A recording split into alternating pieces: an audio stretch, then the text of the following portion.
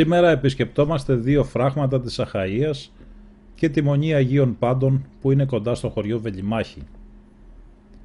Βγαίνοντας από την Πάτρα, ακολουθούμε τον δρόμο 111, δηλαδή τον παλιό δικό άξονα που ενώνει την Πάτρα με την Τρίπολη. Το πρώτο φράγμα που συναντάμε είναι αυτό του Πύρου Παραπύρου. Αποτελεί ένα μεγάλο και σημαντικό έργο για την Αχαΐα. Πρόκειται στην ουσία για δύο ξεχωριστά φράγματα.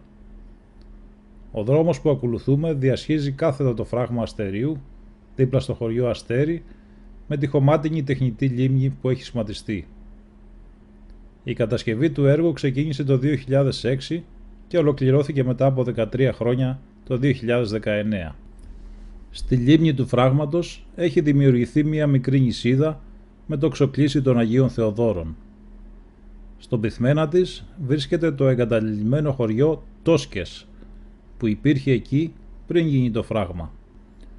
Με την εκμετάλλευση των νερών του ποταμού Πύρου και του παραπόταμου του Παραπύρου λύνεται οριστικά το πρόβλημα υδροδότησης περιοχών της Πάτρας και της βιομηχανικής περιοχής.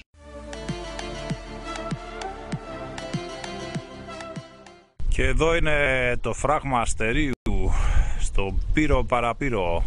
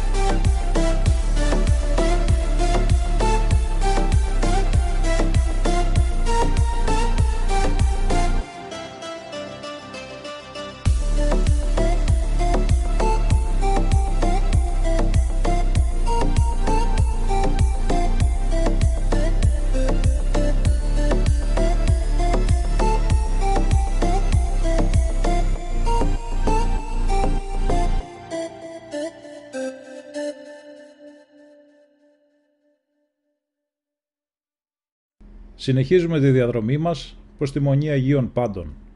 Λίγο πριν φτάσουμε στο χωριό Βελιμάχη, συναντάμε το φράγμα του Ντασκά, το οποίο κατασκευάστηκε το 2014. Η γυμνοδεξαμενή χωρητικότητας 1,2 εκατομμυρίων κυβικών μέτρων χρησιμοποιείται για την άδρεση των γύρω καλλιεργειών. Το φράγμα αποτελεί έναν βιότοπο πλέον, καθώς έχει ψάρια και βρίσκεται σε ένα πολύ όμορφο περιβάλλον.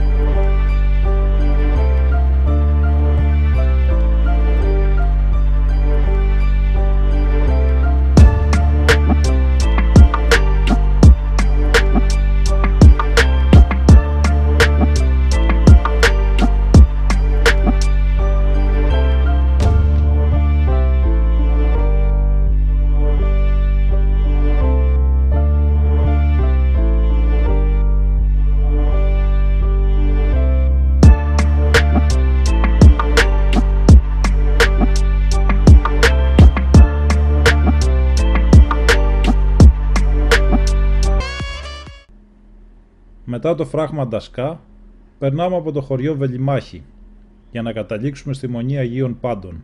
Και αυτό είναι το χωριό Βελιμάχη, μια όμορφη εκκλησούλα εδώ.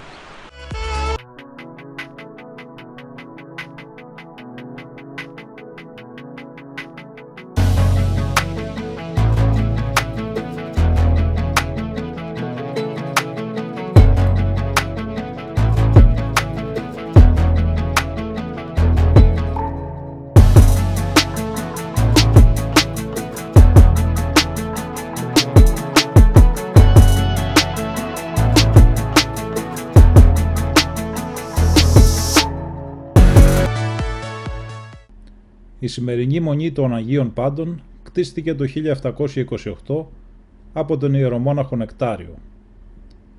Με το πέρασμα του χρόνου απέκτησε πνευματικούς δεσμούς με το μοναστήρι της Αγίας Εκατερίνης του Σινά.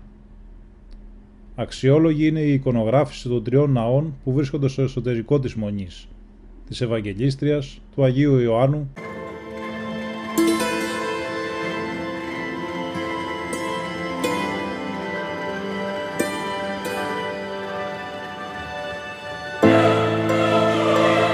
και πάμε για τη Μονή Αγίων Πάντων μετά το χωριό Βελιμάχη.